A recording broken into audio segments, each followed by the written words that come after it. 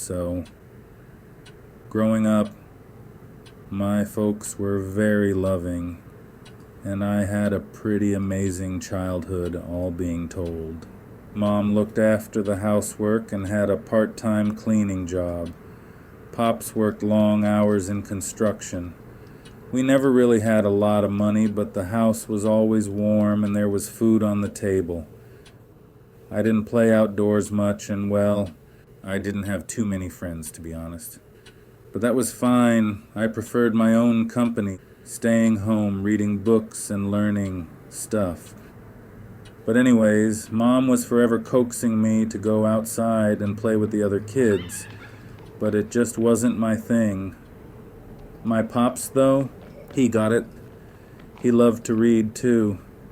When my mom was harassing me to go out and play, he'd say, "Why bother with the great outdoors? We've got the great indoors right here." That would make Mom laugh, and I'd get to stay inside and read. Anyways, aside from reading, me and Pops loved watching baseball on the TV. We'd study the players' form, their batting average and pitching mechanics, and abstracts of all the players in the MLB. Pretty dry stuff for a kid, but I really took to it, and all those numbers and stats just stuck in my head. Every Friday after work, Pops would give his pay packet to Mom and she'd give him $5 back to spend on the game. We'd hunker down for the night with the sports pages, a notepad, and a bottle of pop, and we'd make our predictions for the next day. Man, I looked forward all week for Fridays to come around. The next morning, we'd drive to this sketchy Italian cafe where all the allaboratories hung out. Every week, Pops let me hand over our cash and our betting slips to those guys. All the bookies in there knew me. "Hey, look, it's Mr. Lucky," they'd say. "You feeling lucky, Mr. Lucky?" They loved me. The following week, we'd go back, pick up our winnings, and place another bet, like clockwork. It was wild when I think about it.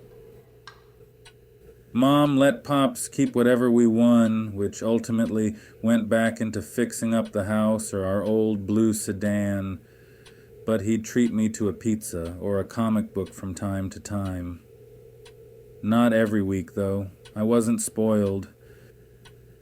Pops would say, "The two worst things that can happen to a child is to never have his own way or to always have it."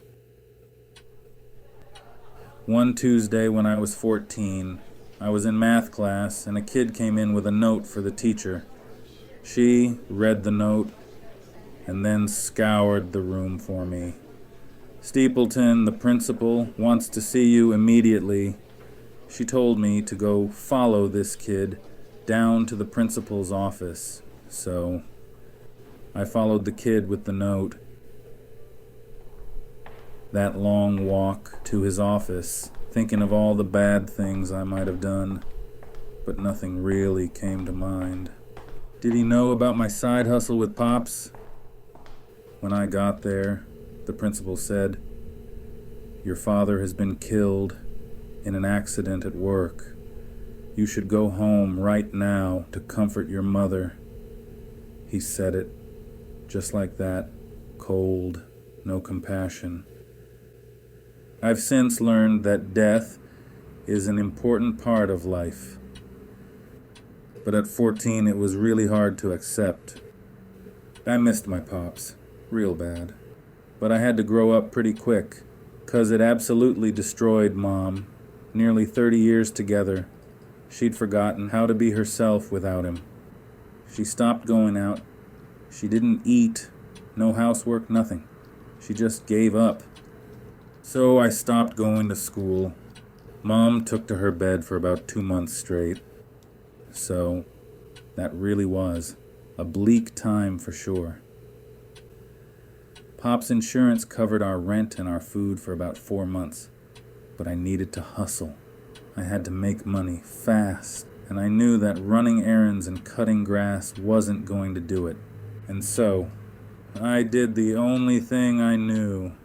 I bet on the ball games. I continued to show up to the cafe every Saturday morning, and I'd hand over my bets like nothing had changed. I'd swing by the next week, pick up my cash, and do the whole routine again.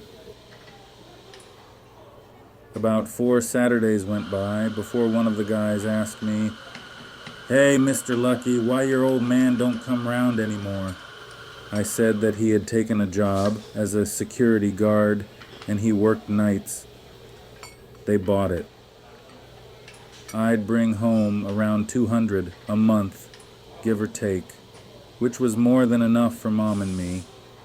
Did that for nearly a year before word got out that Pops had passed.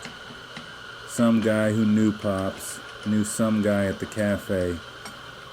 It was inevitable, I guess. The main bookie, Franco, told me to stay away until I was 21. He was nice about it. On my last visit, he even filled the trunk of the sedan with frozen meat as a going-away gift.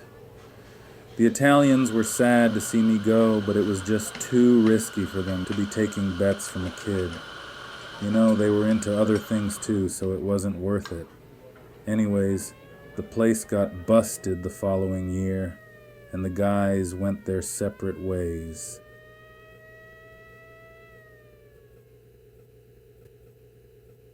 Mom slowly got better, but she was never the same.